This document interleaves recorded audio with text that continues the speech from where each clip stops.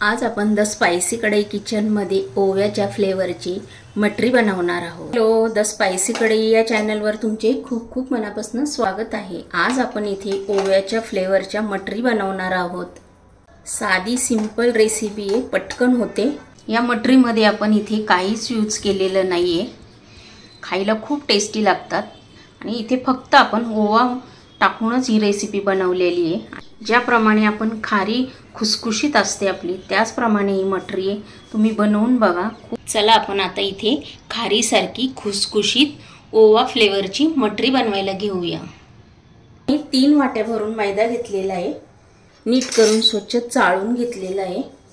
त्याच्यामध्ये मी ओवा हातावर छान कुस्करून इथे टाकून घेतलेला आहे। आता आपण हे छान मिक्स करून घेऊया। मीठ ओवा हे पूर्ण या मैद्याला लागले गेले पाहिजे असं। इथे मी साजूक तूप गरम करून घेतलेले ते ह्याच्यामध्ये ओतून घेतलेले। आता आपण हे छान मिक्स करून घेऊया। तर गरम असल्यामुळे आपण हे आधी चमच्याने मिक्स करायचं। थोडंसं थंड झालं की हाताने मळून घेऊया। त्या मैद्याला असं लावून घ्यायचंय, घट्ट गोळा होतोय, पूर्ण लागले गेलेले आहे। इथे आपण थोडं थोडं पाणी टाकून इथे मळून घेऊया। लागेल तसंच पाणी इथे टाकून घ्यायचंय आपल्याला।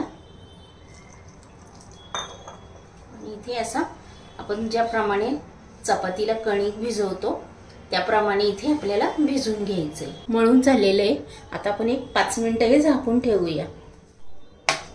जरा छान मस्त मळून घेऊया। असे 3 भाग करून घेऊया। इथे असे 3 भाग मी करून घेतलेले। आपण हे लाटून घेऊया।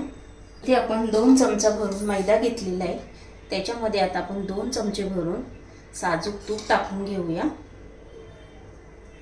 आणि हे इथे छान आपल्याला असं फेटून घ्यायचंय। छान मस्त फेटून झालेलं आहे।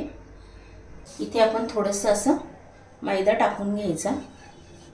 त्यानंतर इथे आपण असा जो गोळा तयार करून घेतला होता तो घ्यायचा आणि आपल्याला इथे हा छान असा लाटून घ्यायचा आहे। गोल अशी ज्याप्रमाणे आपण चपाती लाटतो त्याप्रमाणे आपल्याला हे लाटून घ्यायचं आहे। इथे आपली आता इथे छान पोळी लाटून झालेली आहे। तर दुसरी पोळी मी इथे अशीच लाटून घेणार आहे सेम। आता आपल्या इथे 3 पोळ्या अशा लाटून झालेल्या आहे। पोळी लाटून झालेली, आपण त्याच्यावर हे जे तूप मिश्रण तयार केलं होतं मैदा आणि तुपाचं ते इथे टाकून घ्यायचंय। आणि ती छान आपल्याला इथे ब्रशने पूर्ण या पोळीला असं पसरवून घ्यायचंय। बघू शकता इथे पूर्ण पोळीला आपले हे तूप लागले गेलेले आहे। आता आपण ह्याच्यावर दुसरी जी लाटलेली होती ती पण टाकून घेऊया। ती पण इथे पूर्ण अशी या पोळीला आपण इथे पसरून घ्यायची आहे। दुसरी पोळी टाकल्यानंतर इथे आपलं तूप लावून झालेलं आहे। पूर्ण शेवट किनारीपर्यंत पण आपल्याला हे तूप लावून घ्यायचंय। पूर्ण पोळी थोडा मैदा असा भुरभुरायचा। आपण जी तिसरी पोळी होती ती पण इथे टाकून घ्यायची आणि तिला असं पूर्ण कव्हर करून घ्यायचं। पुन्हा एकदा लाटून घ्यायची आहे।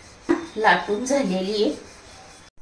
आता माझी पोळी लाटून झाल्यानंतर माझ्याकडे हे छोटंसं झाकण आहे डब्याचं। तुम्हाला याच्यापेक्षा लहान मोठ्या जशा हव्या तुम्ही इथे मटरी करून घेऊ शकता। आता आपण या साईडच्या कट करून घेऊया। हे बघा इथे मी अशा कट करून घेणार आहे। अशा दाबून प्रेस करून घ्यायच्या। इथे माझ्या पूर्ण तशाच बनवून झालेले आहे। तुम्ही आपण अशाच सर्व असे जे कडेचं राहिलेले आहे ते असं काढून घ्यायचं आपण। तुम्ही इथे बघू शकता आपल्या तयार झालेले। आता पुढच्याही मी सर्व अशाच बनवून घेणार आहे। इथे मी थोडेसे लांब पण असे कट करून घेतलेले। आता आपण हे फ्राय करून घेऊया। तेल छान तापल्यानंतर आपण गॅसची फ्लेम ही जरा मीडियम करून घेतलेली आहे। फास्ट गॅसवर आपल्याला इथे करायच्याच नाहीये।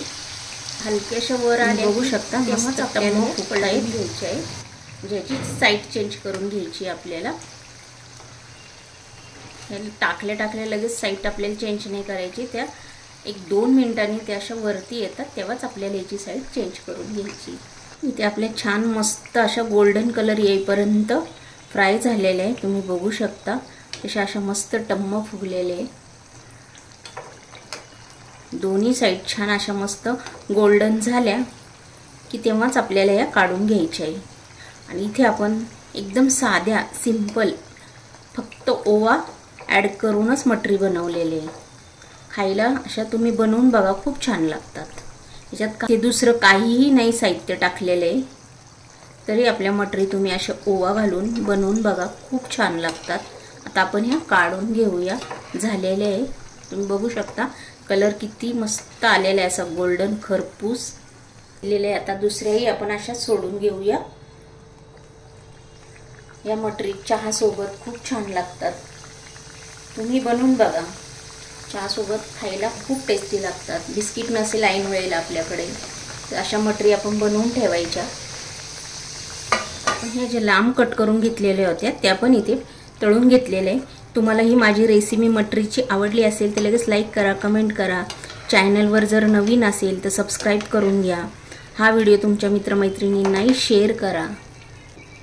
नेक्स्ट व्हिडिओमध्ये आपण पुन्हा भेटूया. तोपर्यंत बाय.